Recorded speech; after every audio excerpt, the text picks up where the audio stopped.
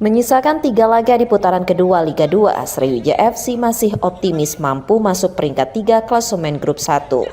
Hingga pekan ke-9, Sriwijaya FC masih berada di peringkat 4 klasemen atau berada di zona play-off degradasi. Kondisi saat ini, Sriwijaya FC optimis jika mampu keluar dari zona degradasi dan lolos ke 12 besar sesuai target manajemen. Ya memang ada risiko yang harus kita terima ya dengan keadaan seperti ini. Ya, saya pikir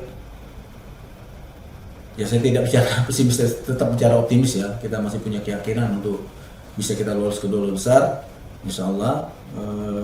Tapi kalau kemungkinan terburuk ya kita harus play-off di degradasi ya. Sriwijaya FC juga masih yakin jika Ketua Umum PSSI mengabulkan peninjauan kembali dan membatalkan sanksi pengurangan poin Sriwijaya FC. Nur Muhammad, Kompas TV, Palembang, Sumatera Selatan.